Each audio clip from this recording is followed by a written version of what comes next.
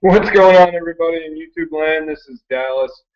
I'm gonna do this again. I'm gonna have to do this in a Google Hangout. I tried to do it through the new live events deal on YouTube, and I guess I just don't have enough bandwidth or, or something because it wasn't working for me on my end, and people were saying it wasn't working on their end.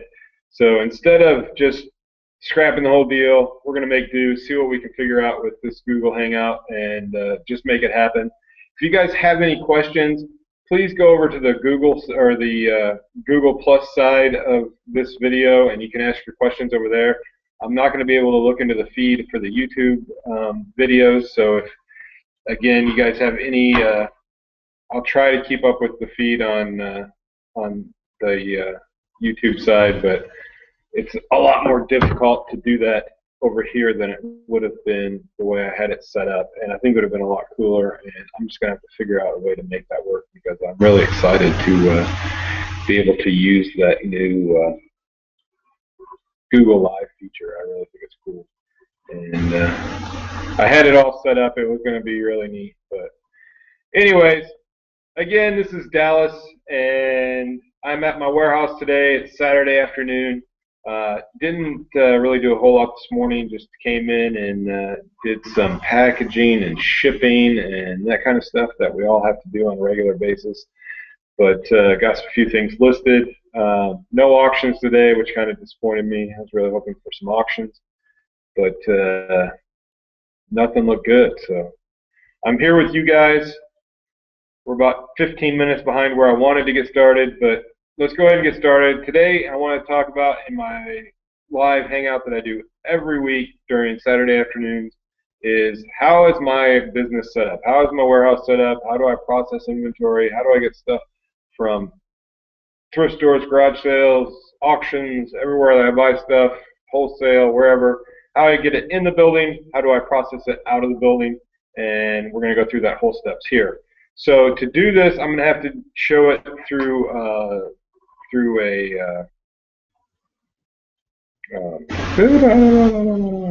screen share. So I've got it pulled up here, and let me do that now.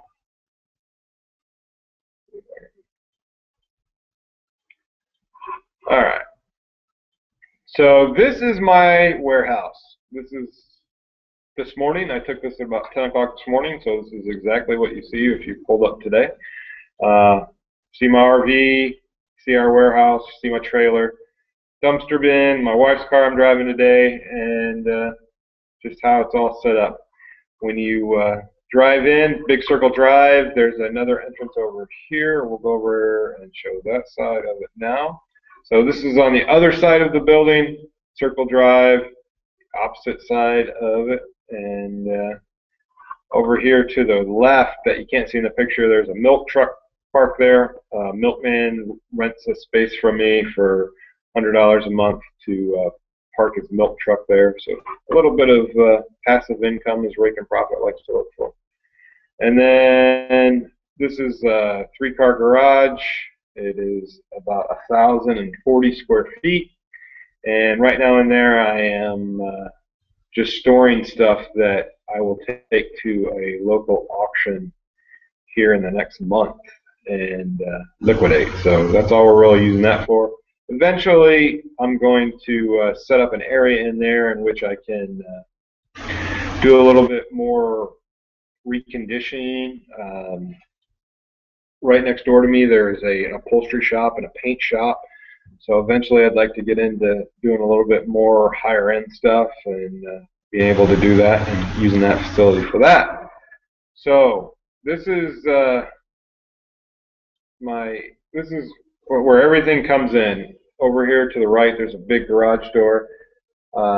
We process all of our merchandise through this is an Amazon setup, and over there behind that chair, there's a impulse sealer and rolls, and then some poly bags, and we've got some tape and different stuff up here, and this is it's Saturday. We shipped everything out Friday with the exception of these diapers and a few things that are up here that we use for gift baskets.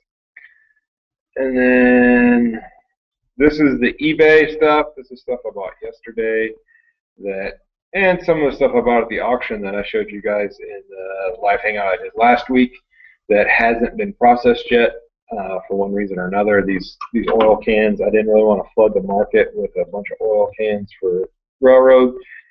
So I listed about 5 of them this week, and I'll list about 5 of them next week, and run those in auction. But everything gets in here. We process it, clean it, whatever needs to be done. Look for holes, look for things that need to be washed, all that kind of stuff in clothing, and do all that type of stuff. And then the next step in the process is these tables. I have 4 of these tables set up. If you notice, they've got the marks on the tables there. We painted it, just put tape on it, and then rolled paint over it. But each one of those squares contains an item that we're going to be listing on eBay. So it goes from the tables over here where the stuff gets processed, and then it gets put on these tables in the way that we want it photographed. And then you'll notice that there's these little forms here, and I think I have a picture of those the next. Well, it's the same thing, just a different view of it. And then there's the form. So the form just basically says the category that I want it listed in, the title that I want to use, or just a basic what it is. Then we put in the measurements for shipping and the weight. And then the selling format I want it sold in, either auction or fixed price. The price I want to either start the auction at, or that I want to list it as fixed price. All of our fixed price are for best offer. So. And then over here, the shipping options, we have 2 standard shipping options, either free shipping or calculated shipping. So, and then we have some presets set up in eBay, just depending on the weight and measurements. Either it's going to be UPS, whatever we want to use there. So that is what happens. It gets onto those tables, and then it goes, that's one for our clothing. That's the same form, different form. Same information. It's a clothing form, and basically it just has the brand and then the measurements, whatever size it is, the color, the material, and if there's any issues on the shirt at all, or piece of clothing, they'll put it in there. So that's just to get everything started, and then everything goes over to our photo and editing area. So in this area, if you notice, I have 2 different photo stations set up. I have a white background and a dark background. That's so I don't have to change backgrounds all the time. I have the space, and I just think it's a lot easier. Items that are darker, obviously, you want to set against the white background. Things that are lighter or will pop more on the black background. I personally photograph a lot on the black background. That way I don't have to worry about white balance or anything like that on the camera. The white background can be a little bit more difficult to use, so we do a lot on a black background. So that's basically our photo area. We have some tables set up underneath these backdrops that are just old shipping tables, and gives us plenty of room. And then you can see we have our mannequin, and there's a half mannequin back behind there. And then on the shelving unit that's in between the 2, we have a Lazy Susan. We have all kinds of things that we use for our photographs. And then go to the next screen here. So once the item gets photographed, it gets put back on the table. And then, as you can see, I got some stuff here that I'm just researching today. But these stations are set up so that we can list, or we can put it into our spreadsheet that we send to the Philippines. I'd say about 60% of the stuff that we list, the lower end stuff, the cheaper stuff, we just take that form that I filled out when it was sitting on the table and match that up with the pictures and put it in a spreadsheet. And then we have 2 VAs that work for us in the Philippines that do nothing but list that stuff for us. About 40% of the stuff either gets listed by myself or one of my employees.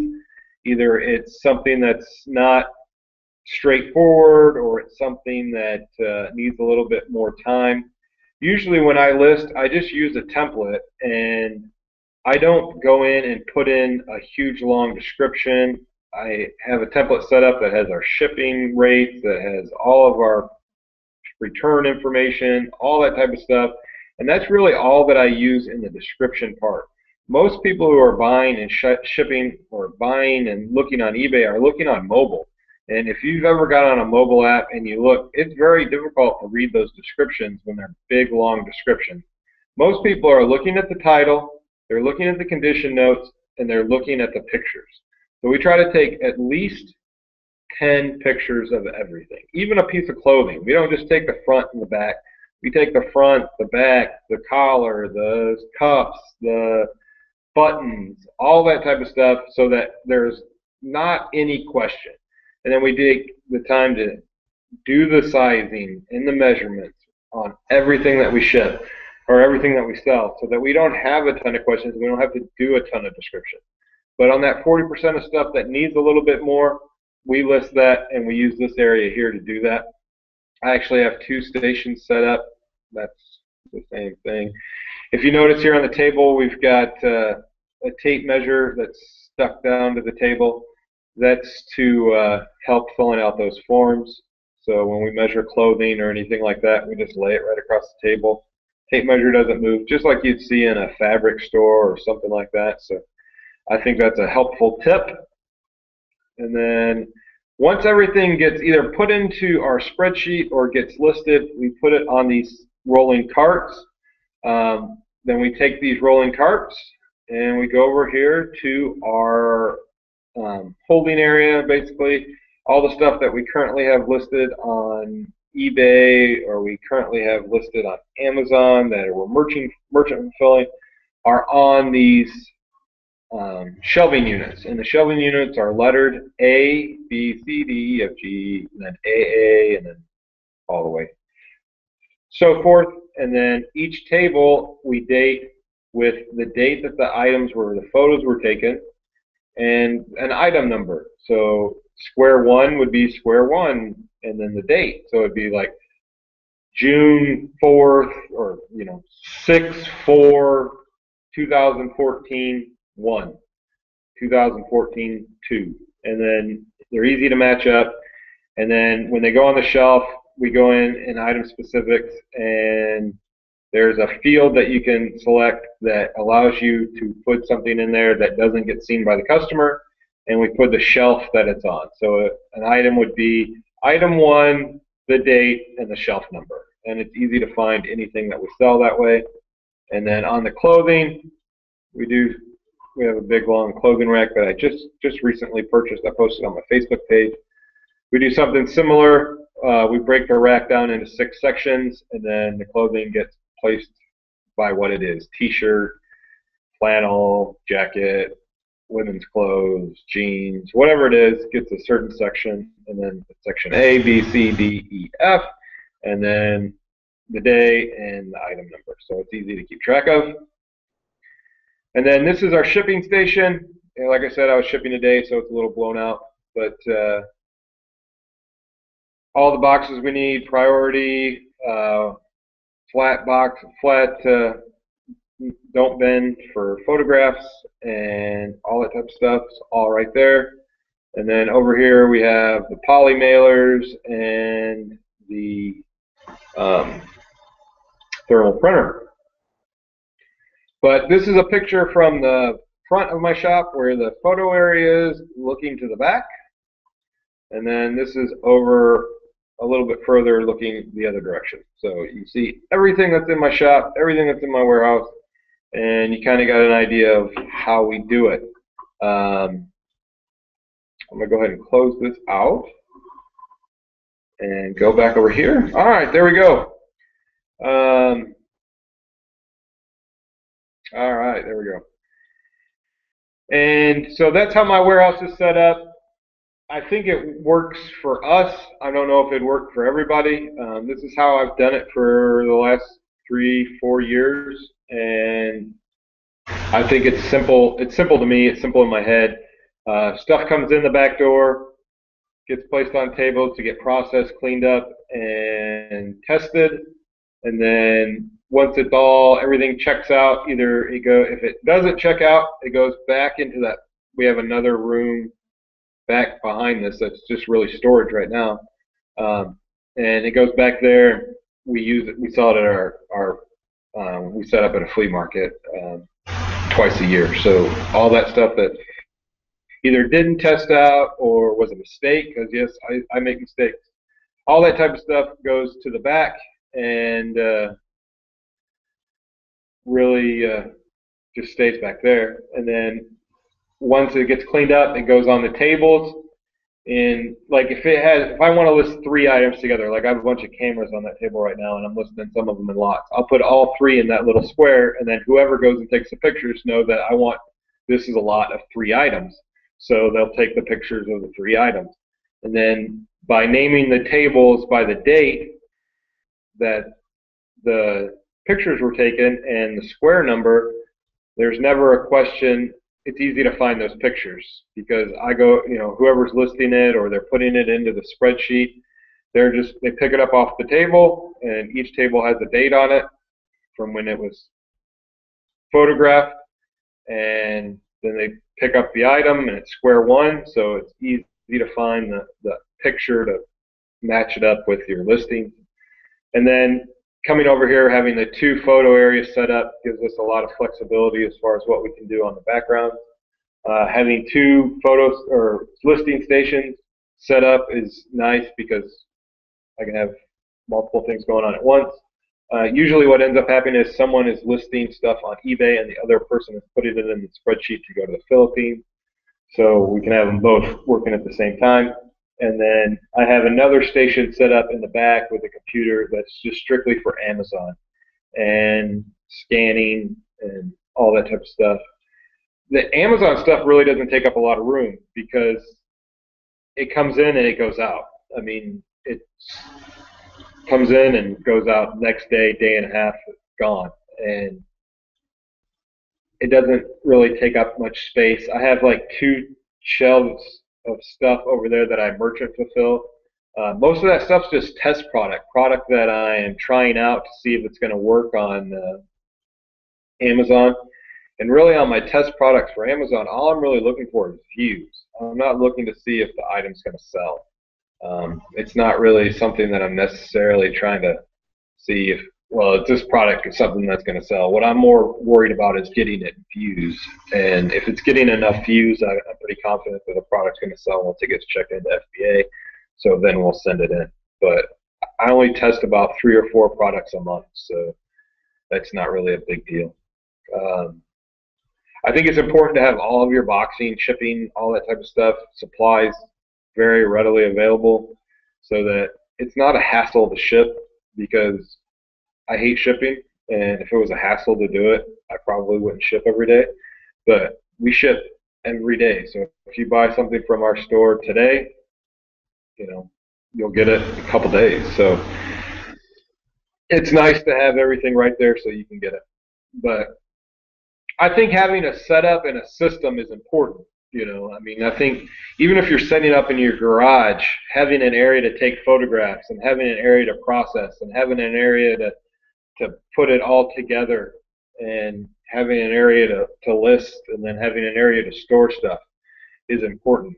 And if you just have a huge area and you just kind of willy-nilly do it, it can get out of hand and you can kind of lose your track of time, and stuff can get, I mean, I've had it. I mean, I've had stuff where it just sits because I forgot I had it, or it gets shuffled to the back, and But with this system, everything that's over on those tables over there, when it gets checked in, you've got to look at every day.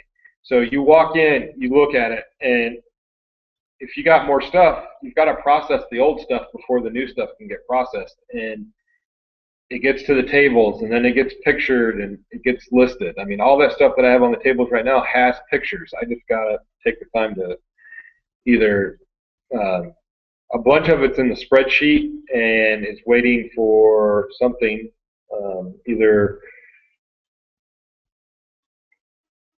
just different stuff. I mean, we try to get everything processed in and out as fast as we can. So it's easier to do. Let me see if I can see if there's any kind of questions or anything going on in the feed over here. All right, let's see. I've got golden finger picker. Like the yellow walls, makes everything pop. Was that on purpose? Yeah, I mean, we have a boring job. I mean, really, this part of the job is pretty boring. The picking and doing that type of stuff is the exciting stuff. But if you have a fun place to work, I mean, with the big prints on the floor and the yellow walls, and I mean, it's not dreary. You get in here, you know, it brings up your spirits, and I think that's important, especially if you're going to have employees. I mean, they're doing the mundane tasks. They're doing the shit I don't want to do. And if it was a dull institutional gray or something like that, I think it would be harder to get people excited about what they're doing. But I mean, we crank up the music in here and we get jamming and people are taking pictures and stuff's getting listed and people are packaging stuff. Someone's back there doing multi-packs for Amazon and, crap's going on. I mean, it's a fun place to work. And I think it has a lot to do with setting the mood by, the colors on the wall and the bright colored carpets. And, I think it's important. All right.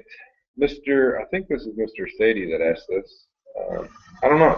The way these questions are set up is kind of funny.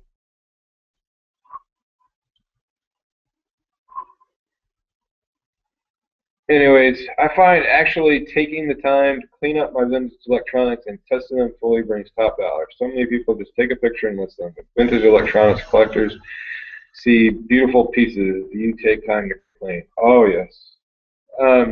We take a lot of time, especially on higher end stuff. I mean, if it's a $5 item or a $10 item that I've got, a quarter in or something like that, yeah, I'm probably not going to take a huge amount of time cleaning it, and I'm not going to spend an hour of time that I'm paying someone $10 an hour. If it's going to take them an hour to clean something up that I'm going to make $10 on, that doesn't make sense. But if it's something that is worthwhile, I mean, like I've got a Pioneer, 70s Pioneer record player back there, and I'm waiting on a new motor pulley, and the pulley in it's fine, but when we were cleaning it, one of my guys who does that for me noticed that it had some wear on it, and it was just it needed a new one. So $3 to order a new pulley, and we replace it and get it out. And the customer's happy, and I don't have any returns, especially on large items. You don't want returns, especially on things that aren't as described, because you're going to have to pay return shipping on that stuff. And so that $10 record player that I paid $10 for, that took me $22 to ship to the customer that I'm going to have to return, and then it takes me $22 to ship it back to me. Now I've got $55 in this freaking record player that I'm selling for $100, where at $10, yeah, but I think if you take the time to test it, especially on larger stuff that is going to bring a little bit more money. I mean, I'm a big believer in time versus effort, and I'm at a point in my business where I've got more money than I have time, so I'm willing to pay someone to do that type of stuff so that I can get bigger. And testing and doing all that stuff, I mean, I did it all. 2 years ago I was doing all this stuff myself, and now that I have some help, it definitely I don't want to say I shortcutted when I was doing it by myself, but I didn't have enough time, so I didn't have time to fully do stuff. And now that I have people helping me out, I can make sure that they're fully doing it the way I would want it done, and it gets done the right way. I don't think I have a whole lot of questions here. I had this a whole lot. This was a whole lot neater when I had it done on the new Google deal. All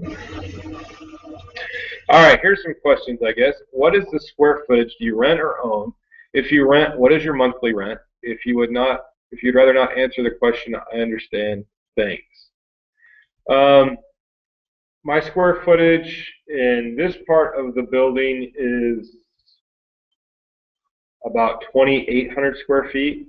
I've got another 1,500 square feet behind, and it's a continuous building. It's just an L shape, and right now I'm just using this portion because it's all I need.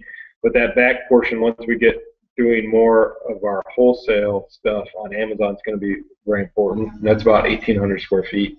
And then I've got another 1,000 square feet in the barn out back. We own this building. We bought it. We rented our other building. It was about 1,480 square feet, and we paid $575 a month for it. But it's different everywhere you go, so it's just a little bit different. Savvy Mom 45. I didn't see the signs I gave you hung up anywhere. LOL. Yeah, they're actually in the front part. I have an office section up in the front of my building, and that I didn't take pictures of. That's just my personal office, and they're hung up in there. So thank you very much. They look very nice in there, and I'm very happy with them. And one of them makes a lot of racket, so I don't turn on the light, but the other one is very nice and quiet, so I'm very happy.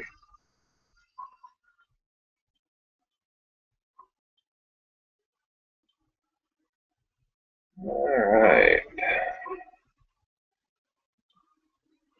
I'm going to go back to the Google Hangout here and see if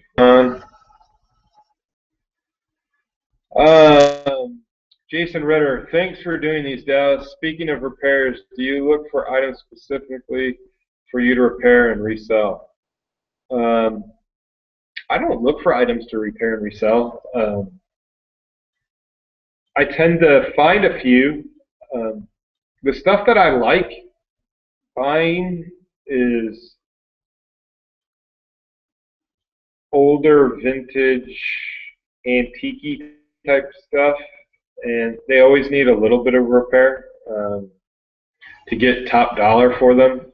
I take a lot of stuff to local auctions, and you don't see that in here. I mean, I have actually a 1,000 square foot building that I showed you a picture of back behind us here, and it's got tons of furniture and stuff like that that I'll take to auction. And a lot of that stuff needs little bitty repairs on it, and we'll do that. I order a lot of little parts and pieces off of eBay, and I think if you're out there and you've got access to auctions and you can buy hinges and locks and little wood pieces and door drawer pulls and all that type of stuff. I mean, there's a huge market for that. I mean, I buy a ton of it every month. I mean, and all that stuff goes to, like I said, goes to local auction. I like to sell stuff on eBay if at all possible. The auction house is about 75 miles south of where I'm at now. It's a huge auction house, and stuff brings great money there. But it's to take stuff down there, and so I try not to buy big stuff. But if I run across a great deal and I think it's going to bring more money than auction, it's a quick way to turn money quickly. So like at that auction I went to last Saturday and Sunday, I bought the china cabinet that's in my house that I'm keeping, that dresser that's over there. I bought a kitchen or a dining room table and 6 chairs, and I bought a antique Victorian Eastlake style bed, and all that stuff will go to the auction house. The reason this dresser's in here, I took some pictures. I tried it on Craigslist. Didn't get a whole lot of response. I live in the country, and Craigslist isn't as big of a deal for me as it is here, as it is for some people in bigger markets. I've placed some ads in the Dallas Craigslist and got a limited success from it. So Craigslist isn't really a huge option for me. But that dresser's in here because I've got, it's got a couple pieces of, it's got drop handles, acorn drop handles, and the wood pieces on 2 of them have broken. And I brought them inside so that I could glue them back together and do it correctly so that they could seal properly because it's 95 degrees outside. But I think there's a huge market for anything you want to do. Vintage finding ways to sell these stuff. I think that's the hardest part is finding ways to sell it. And the buying part, when you're beginning, is harder because you don't have the knowledge base, and you're like, well, this is cool, and then you get home, you check it on eBay, and you know what I paid for it, or it's worth less than I paid for it, or whatever. And that's harder when you're first starting. But I've been doing this for a long time, and I've got a lot of knowledge about a lot of stuff, and there's a market for everything, and it's just figuring it out. I mean, I take stuff, like I said, we do a flea market twice a year. Canton, First Monday Trades Day is the largest flea market in the state of Texas. We go in March and August, or March and October, and we do huge business out there. So I'm buying for that all year long, and like that Miller Tools chest that was in some of my pictures that I posted on Twitter. That'll probably end up going out there. I'll list it on eBay for local pickup just because it's super cool and somebody might actually pay to have it freighted somewhere. But I'll take that out there. I'll put a piece of glass on it, clean it up, put a piece of glass on it, and that'll be somebody's new table in their kitchen or in their living room somewhere. So I think there's a huge market for anything you want to do. If it's junk, $10 items, you just got to figure out a way to process $10 items to make it profitable. If it's higher end stuff, then you've got to have the knowledge to be able to buy higher end stuff at the price in which it makes sense. All right. I don't know who this says. Golden Finger Picker, maybe. Do you have a closed group of other pickers you rely on? I have found having a group of really good people not only help whenever needed, but they hold you accountable and keep your spirits up when you get down. I got involved with some YouTube folks, and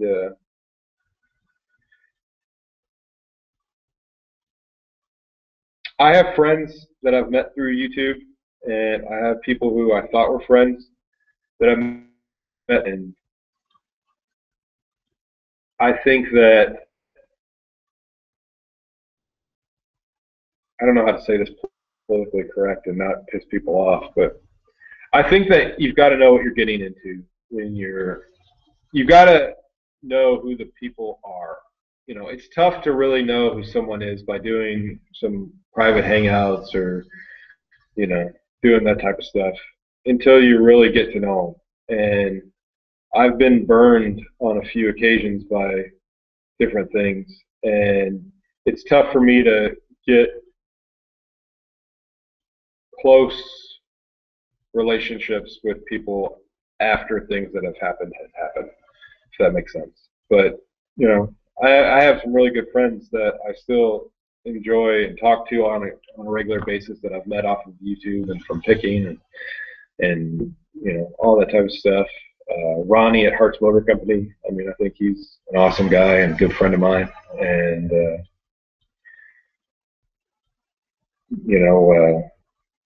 Michigan Hiker, and there's a lot of good people. And, I just think it's tough to have relationships with people that do the same thing you do. And I think that if you're good at what you do, you have an ego.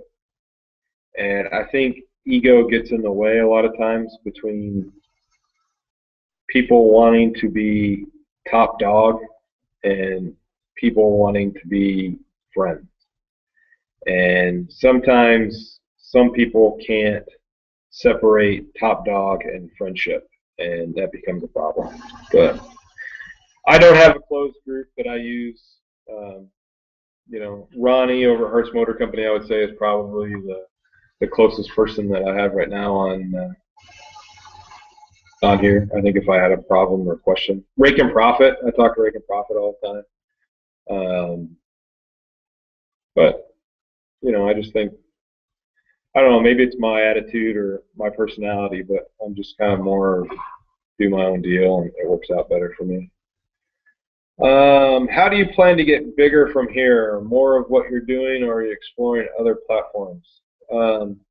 Eventually, what is going to happen, and I think this will happen within the next year, is I'm going to start a local auction house and have auctions myself. I think that's something that I want to do, and I think that's something that we can do. I think it's a necessary need in my area. There's not a lot of auctions, and the ones that are here are terrible. And I think I can bring something to the marketplace that would be helpful. And I think that would be good. And it'll allow me to do what I really like to do, is buy antiques and collectibles. I don't like buying junk. I mean, I told my wife on Wednesday, I went out and hit a few Goodwill, thrift stores, that kind of stuff. And I was like, I just had a terrible attitude after spending all weekend at this awesome auction where I got to buy real history. And I got to buy stuff that was really cool and really different. And to go into a thrift store and look through a rack of clothing that has no history, there's nothing to it that makes you go, that is freaking awesome, Like, I bought this dowry chest. And this dowry chest, some girl in Ohio's family built her this chest when she was 15, 14, 13 years old. And she collected all the stuff that she would need to have her own family. Silverware, linens, all that type of stuff. And put it in this chest. And then carried this chest with her when she started her own family. And you think about that versus going out and buying a Ralph Lauren polo shirt, or going out and buying a Polaroid camera, or all this other stuff that is profitable that I buy every day. The history of that dowry chest is more of who I am.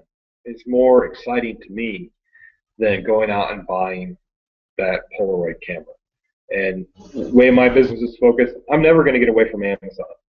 I've got wholesale accounts set up. It gets shipped to me. I've got people here who work for me that package it all up, ship it out. The only part of the Amazon business that really is labor intensive for me is finding new products. And I've really gone away from doing a whole lot of retail arbitrage. I do some, but I don't do a ton of it. And probably 60% of our business right now is done through wholesale accounts. And that is the opportunity for me, and that's always going to be there. I'm always going to be able to buy from wholesalers. I'm always going to be able to find new products that aren't listed on Amazon, bring them to the marketplace, and be successful at it. I don't see that going away. I think that, as we've all seen with prices at Goodwills and different places, in my area, just to give you a little bit of an example, my Goodwills raised all their prices, and then no one bought any clothes, so they lowered them all back down. And so I can still go out and buy clothing cheap, but at some point, somebody's going to come into the marketplace and say, hey, there's a need for this. And they're going to be the Walmart of thrift stores, and they're going to go everywhere, and they're going to put in huge stores and do nothing but what we do and bring it to areas, local.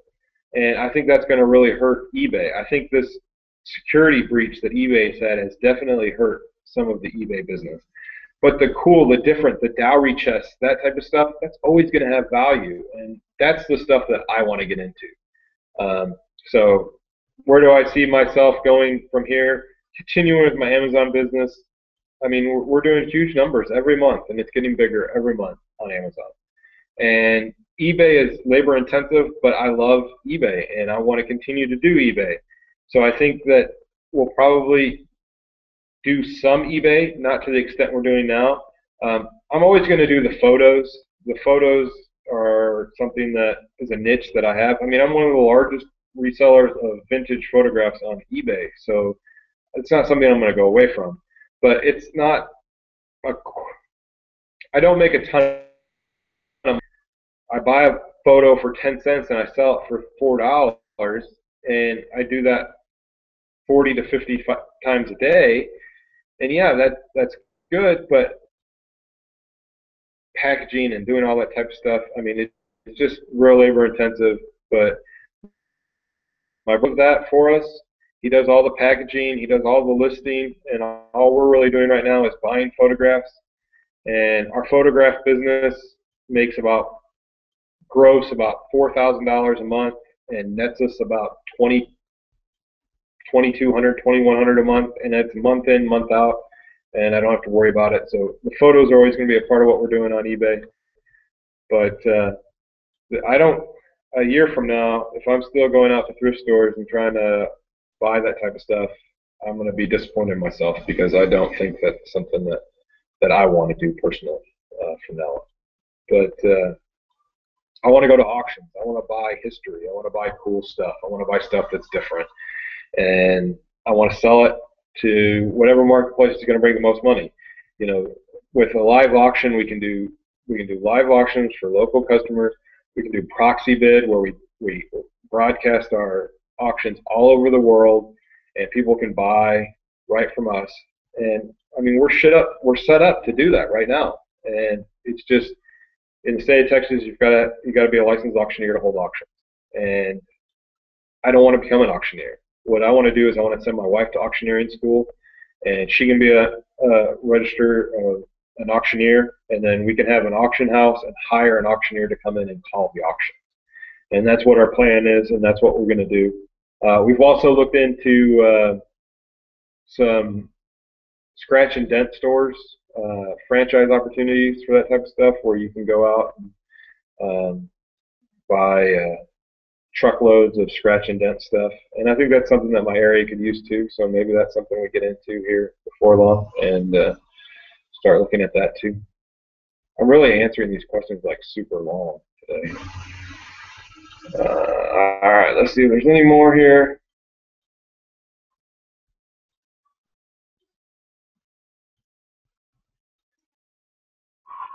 Let's go over here and check on this feed over here and see if there's anything going on.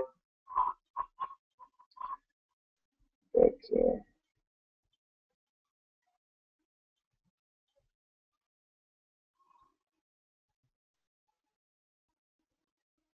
guys, I think there's huge opportunities in anything you want to do, and if you have an entrepreneurial mindset, I mean, it's not going to go away.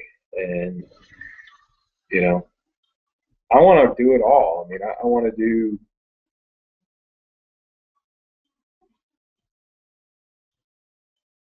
I want to do things that people don't think about, and that's why I'm doing these freaking YouTube videos. I mean, I'm not getting rich doing YouTube videos. I mean, I make like $100 a month from doing YouTube videos, but I use it as a learning tool.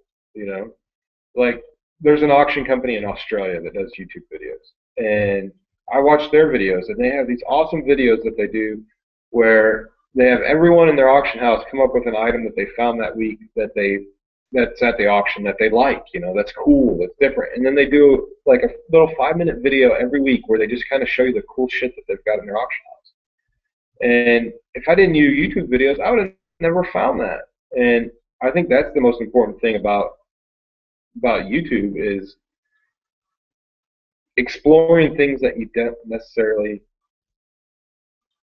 wouldn't necessarily think about. And by me putting out all this information, I've gotten so much good feedback back. I mean, I hope you guys enjoy the stuff that I'm putting out. And I know this video is kind of stupid because I'm just kind of rambling, but I think that there's huge opportunities in anything you want to do. If it's eBay, if it's Amazon, if it's having your own auction house, if it's setting up at flea markets, if it's setting up at, antique malls, if it's setting up, antique shows, there's so much opportunity that you can really capitalize on. And it's all about your knowledge base. All that stuff goes back to your knowledge base. And I don't think I would be nearly the person I am today if I hadn't done all these things that I've done, from buying at auctions when I lived up north to moving down here and having to learn thrift stores and finding value and junk and, setting up at flea markets and setting up at antique booths and antique shows and going to 1,000 different auctions and doing all that type of stuff made me who I am. And if you look at my YouTube videos, I don't talk about one thing. I mean, I talk about eBay more than I talk about anything else, but just because I'm not going to give you out the stuff I'm selling on Amazon because I'm the only one selling it, so I'm not going to give that information out.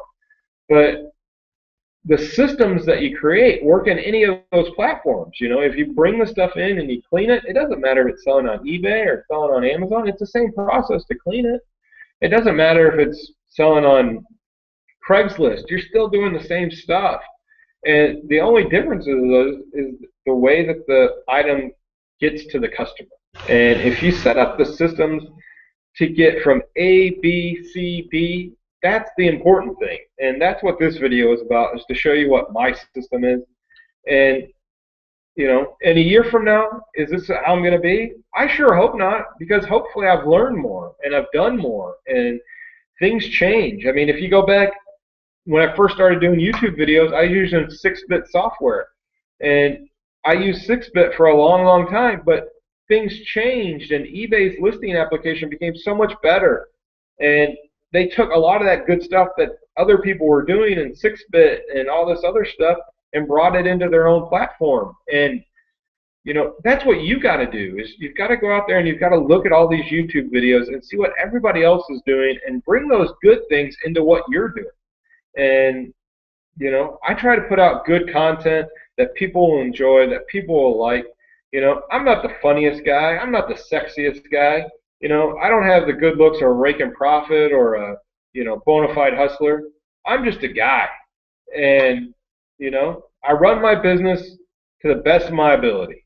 And everything I show you, everything I do is real. I don't hide anything. I show you everything that I can possibly do. And I hope that you take little parts of it and say, hey, that was a good idea. I want to do that in my garage.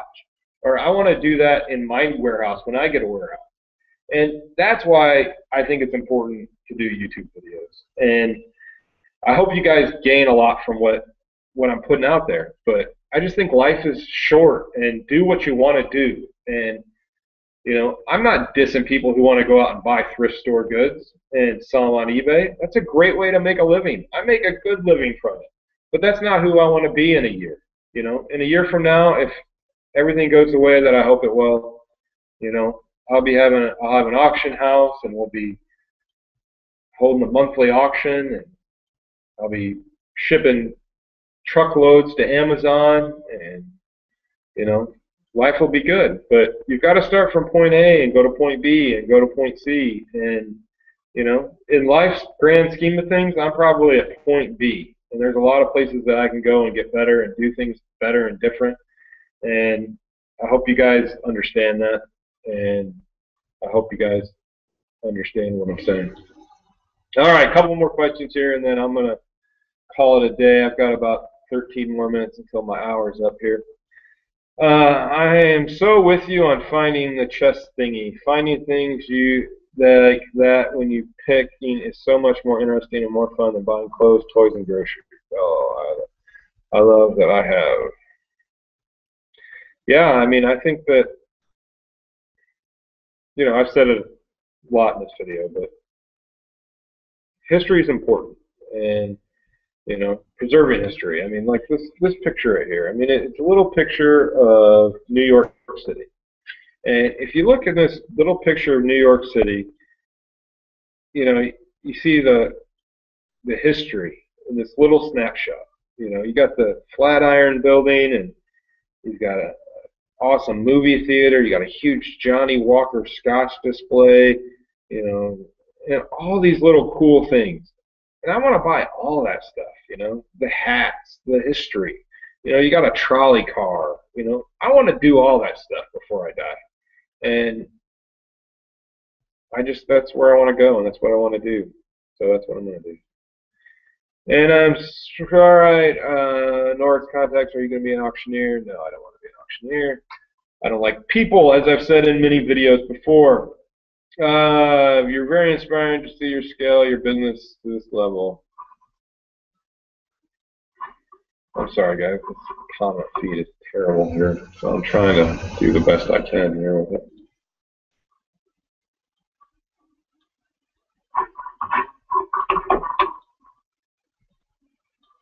All right, let's see here.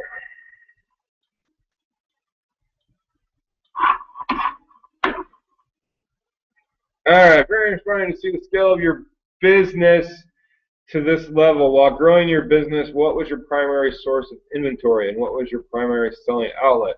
Did you have a large sale or a series of large sales to fund your growth, or did you just consistently grow? I've been selling full-time for 2 years, but I can't seem to scale like you. Thanks again.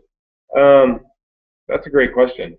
And I think that the most important thing that I can tell anyone who's trying to scale their business is get the systems. Get your systems right.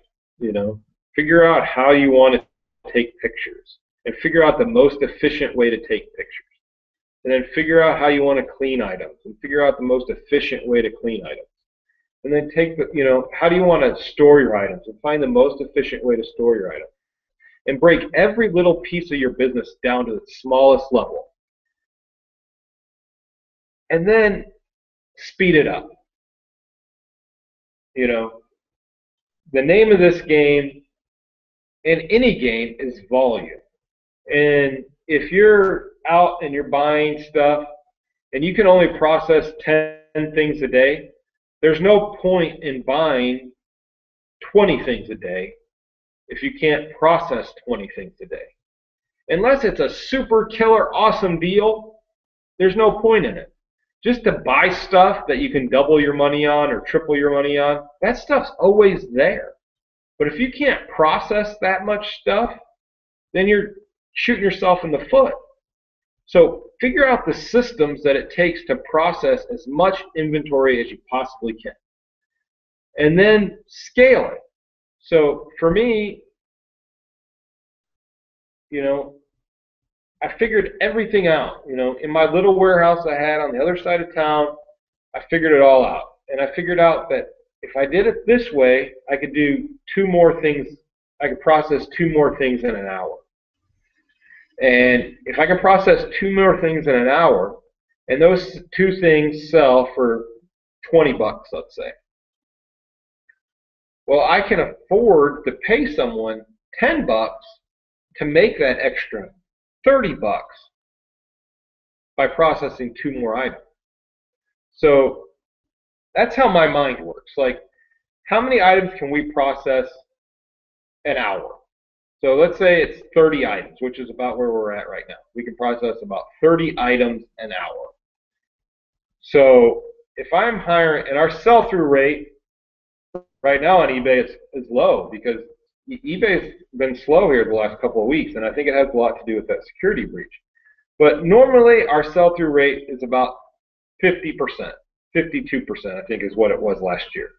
So if I'm processing 40 items and my sell-through rate is 50% and my average sell price is $20, and for every person I hire, I can add 20 more items I can process.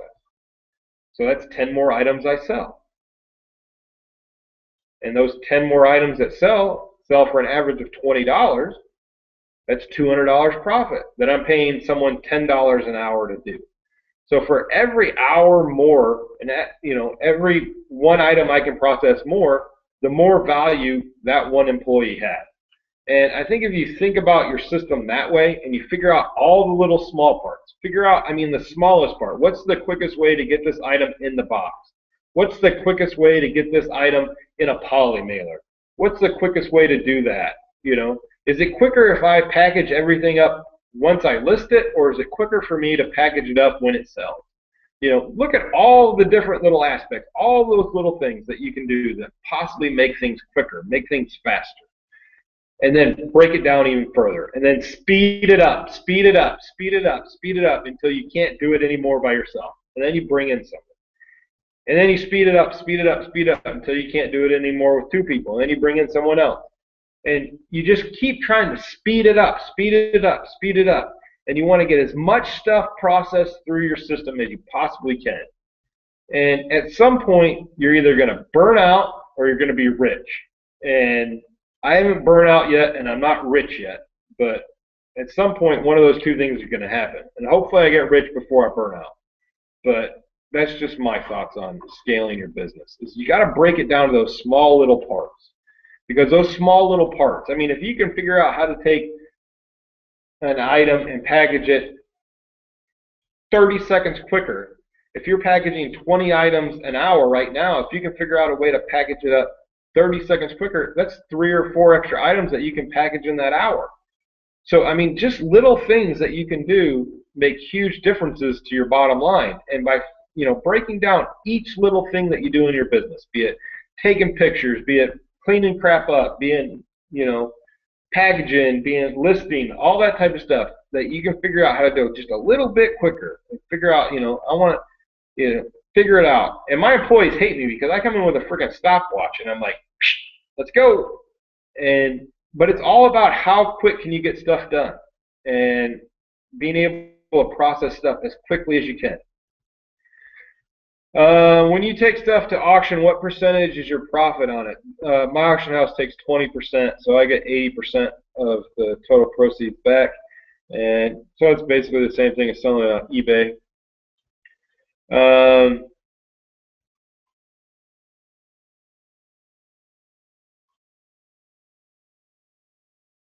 All right, I think that's all those questions.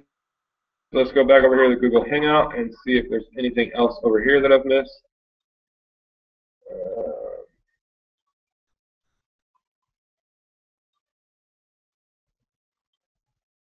All right, guys. Well, I think that's everybody's questions. I think I've answered them all.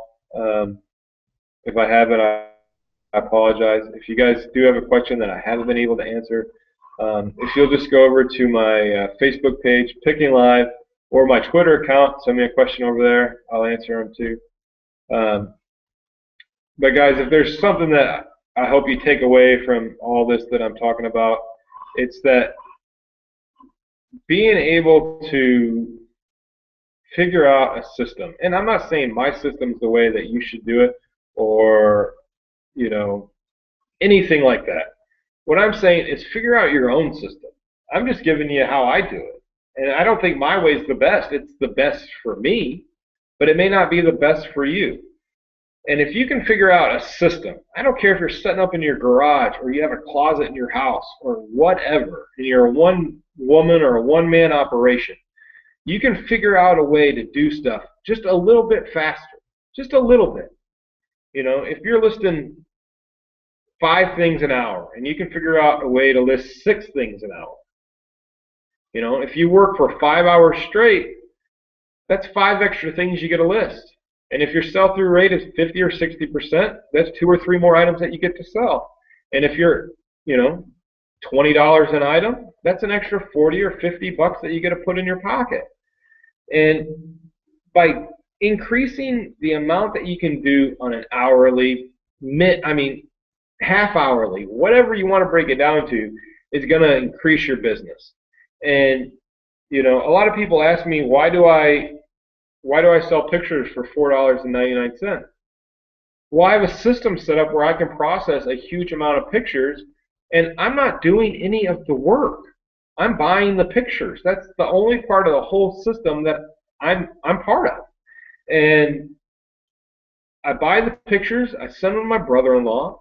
We bought him a huge scanner, flatbed scanner, that he can put like 10 or 15 images on and scan them all at the same time, and it breaks them all out into individual pictures, and then loads it back up, and loads it back up, loads it back up, and even starting with the way that I do my structure on my title, the same 5 words are the same: vintage, photograph, snapshot, black and white, and then you just look at the picture and you just put in what's in the picture. You know, a woman with a hat, whatever. And then we have a little code at the end that we use for our filing system. And, you know, that whole deal, that he doesn't have to put anything in. He measures the picture and puts in the dimensions in the picture. But other than that, everything else is set up in a template. So he goes in and he scans all these images, scans tons of images. And then he just sits at his computer, looks at the picture, and puts what, you know, fills in the last 5 words of the title. And changes the code on the end so we know where it's filed.